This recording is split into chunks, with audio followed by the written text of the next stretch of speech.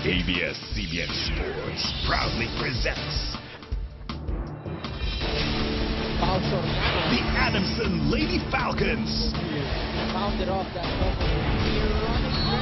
the Ateneo Lady Eagles, They use that a lot in game number one. the De La Salle Lady Spikers, the FEU Lady Camaras, the UP Lady Maroons, 6-5 is the score of a form. You even the UP Lady Warriors, Nebrida with that offset. the UST Tigresses,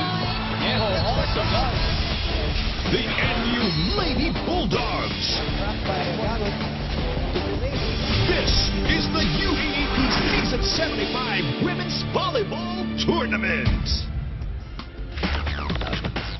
We are rounding up the opening weekend of the second round of eliminations of the volleyball tournament of Season 75 of the UAAP today as the final two teams see action, and we present to you a spectacular main event this Sunday afternoon as the former top team in the standings now relegated to the number 2 spot. That's Ateneo de Manila Lady Eagles at 6-1 will take on the always defensive-minded Lady Falcons of Adamson University with a 4-3 win-loss card. Thank you. Cats, kailangan nila pagpilihan. Nabanggit na ni Mayet Zapata. And sabi nga ni Mayet, they have to perform better. Kahit natalo sila sa Ateneo, definitely gusto nilang bumawi for today. All right, the injured Lady Eagles without, of course, si Phil Cainglet. Coach Erwin Meneses of Adamson, and of course, Coach Roger Goreev. They will go at it. First set coming up right after these. In San Juan, as we take a look at the starting 6 for both teams, Ella De Jesus will see some action today in the starting lineup in the place of Phil Cainglet. While the old reliables, ni Coach Erwin Meneses, are on the floor, starting 6 ng Lady Falcons. And we mentioned earlier, Eric, that Phil, although not in the starting lineup here in the arena, he pulls away 11-3 in set number 1. Let's listen to the huddle of Adamson. Ateneo 11, Adamson 3.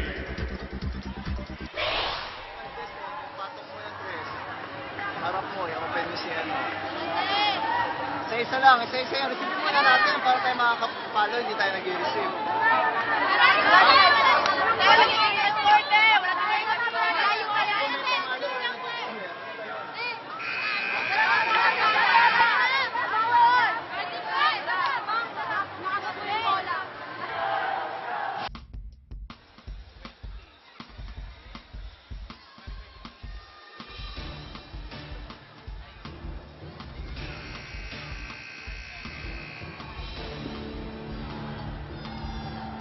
On the top left of your screens, Major Rojas, Rosemary Basas, Tony Basas, I'm sorry, and the rest of the Lady Tamaraw soaking in the action as well after winning earlier today against UE. Si Ramon Bautista, also idol. Yeah, he, I believe he always watches the Ateneo games. FEU will be seeing action against Ateneo on Wednesday. One of the reasons why they're here, obviously, aside from a little R&R after that win kanina. And FEU knows how important that game will be. No? Remember, they're still in the hunt for the Final Four. And they want to steal. I use the word steal kasi may mga games na maaaring sa tingin ng marami hindi nila mapapanalo. But, you know, those wins are the ones that would matter at the home stretch. So, they're scouting. They're looking at Ateneo right now, how they're moving without Phil Cainglet. Probably trying to get ideas on where the weak points would be. So, yeah, kita natin FUN. But this play coming from Adamson, crossing the block.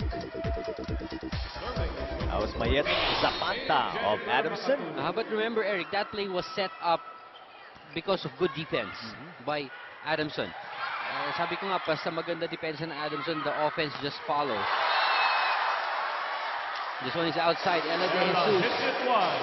Well, Ateneo, Ian, no, not playing like a wounded Eagle. Oh, yeah. Even without Milka Inglet, they're enjoying a huge cushion here as you see that shot by Nice serve. Jesus that's just out. 10 serving 16, make that 11, Mabul na. 16 with this point. Won by Adamson off that miss ni Hervasio.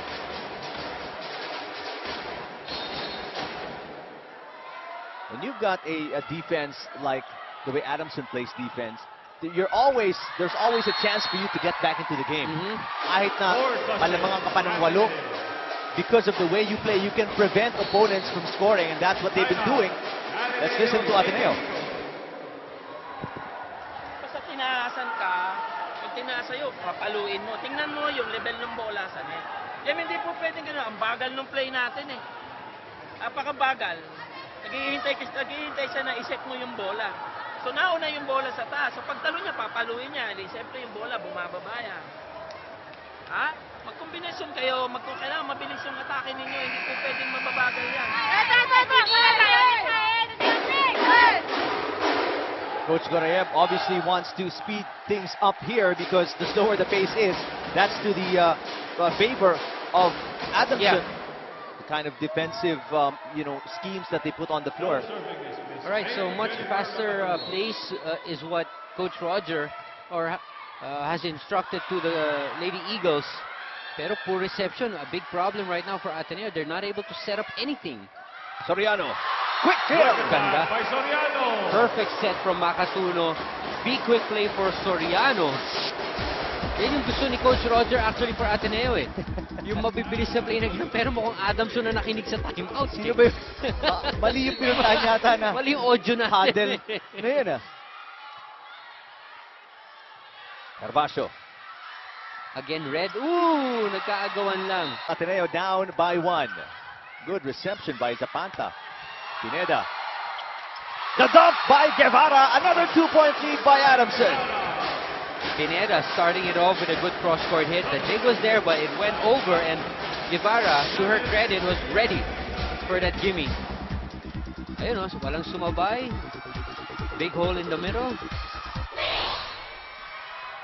Now Soriano is back in the lineup at the net. Oh, bad news para sa Ateneo as she replaces Guevara. Ooh. Oh, Pisa with an ace. Against Lazaro, the libero. The libero pa. Puts Adamson at set point 24-21 after trailing by as much as 8. If you were watching the first 5 minutes of this set, and when you'd think do it's a something different else, game. and you look at the scoreboard, you wouldn't believe your eyes. And you wouldn't think it's the same game. Baka magkaibang set yun. Pineda. Just a push by Valdez. No attacks for Ateneo so far. Good block by the Lady Eagles. Here comes Pineda. Ferrer puts Ateneo on the attack. De Jesus. Oh, a free ball for Ateneo. A quick. Well, De Jesus getting the brunt of that. Mataas nga yung bola. Worst case scenario, ibalik mo na lang. Yun ang sinasabi ni Coach Gorayev. Because it was still playable. Oh, mataas pa yung bola. You could have decided on what to do with so much time. Ako, kaya ko nga mula dito, tingin ko. Aabunan ko yun. Kaya pa. Teka, alisin ko lang ito headset ko. Tatry ko nga. Oh! Service reception error on Ateneo as again they falter down the stretch. Off a timeout, ha? Off a timeout by Coach Gorayev, and Adamson is now at set point. And threatening to be up 2 sets to none. And it wasn't a very loaded serve to begin with, galing kay Pineda. But mabagal nga, nabanggit kanina ni Coach Gorayev yun, medyo mabagal gumalaw ang Ateneo. They were out of position to receive that ball. Hervasio hits. Nice one-handed pickup by What Zapanta. a save. Dump is out of bounds from Gretchen Ho. Man, alam nyo kung anong kailangan yung gawin. Eric and Ian? Thank you, Cats. Well, they really do know what they should do. They may be a step slower, as pointed out by Coach Menendez, but their offense is still there. As you can see from Soriano, what a play Yes. This is far from her. That was just a push, and luckily the block deflected it and sent it away from where Alisa Valdez was expecting it to land. Oh!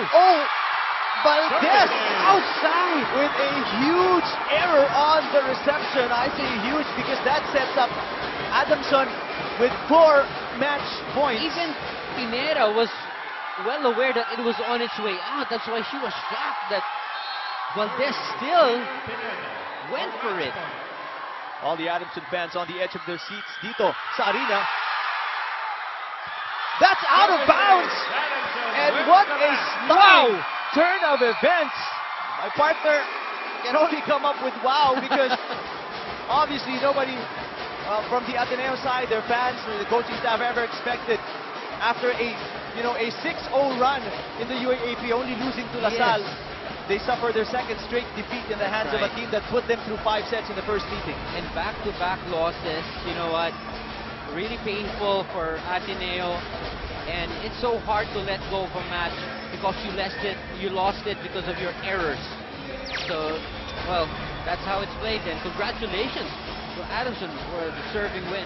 And that's the confirmation of the 5-set win of the Lady Falcons, winning the first 2, losing the second 2, and then finally coming away with a 15-10 fifth set to wrap it up. And get the first win against Ateneo this